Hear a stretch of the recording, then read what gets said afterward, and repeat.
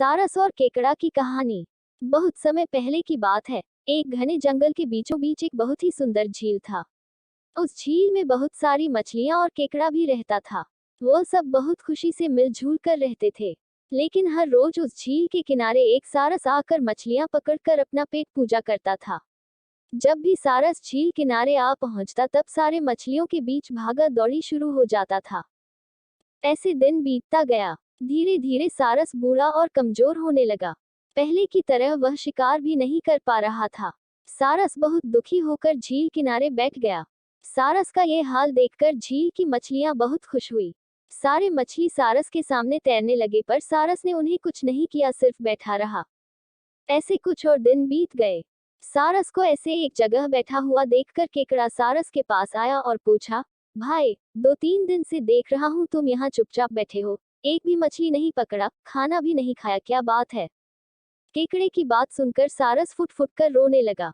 सारस ने कहा, क्या बताएं दोस्त, मैं बहुत ही दुखी हूँ। कुछ दिन पहले एक ज्योतिषी ने मुझे एक बात बताया कि बहुत ही जल्दी यह झील सूखने वाला है। बिना पानी के तुम सब कैसे जी पाओगे? तुम सब मर जाओगे। तुम लोगों की मुझे बहुत चिंता हो रहा है, इसलिए मैंने खाना पीना छोड़ दिया। केकड़े ने कहा, क्या बोल रहे हो? ये तो बहुत गंभीर और चिंता की बात है, मुझे सबको बताना होगा। सारस की बात केकड़े ने झील की सारी मछलियों को बताया। सारी मछलियां और केकड़ा मिलकर सारस के पास गए और बोला, क्या बोल रहे हो, झील सूख जाएगा? तब हम सब कहाँ जाएंगे? क्या करेंगे? कोई तो उपाय होगा ना बचने का। हम सब ने तुमको हमारा दुश्मन समझा पर तुम तो हमारे दोस्त निकले। हम लोगों की चिंता के कारण तुमने खाना पीना छोड़ दिया। दोस्त, अब तुम ही कोई उपाय बताओ। सारस ने कहा, अच्छा लगा सुनकर कि तुम सब ने मुझे दोस्त माना है। एक उपाय है, कुछ ही दूर पर एक तालाब है। अगर तुम लोग चाहो तो मैं एक एक करके तुम लोगों को वहां छोड़ सकता हूँ। सारे मछली मान गए और कहा, ठीक है, ठीक है। तालाब में पहुंचाने के लिए अगले दिन से सारस एक एक मछली को अपने चोंच पर लेकर जाना शुरू किया। ऐसे कुछ दिन बाद केकड़े की बारी आई। सारस केकड़े को लेकर रवाना हुआ। कुछ दूर जाने के बाद केकड़े ने सारस को पूछा, भाई, ये तालाब और कितना दूर है? केकड़े की बात सुनकर सारस हंसने लगा और कहने लगा, तालाब? कैसा तालाब? यहाँ कोई तालाब नहीं है।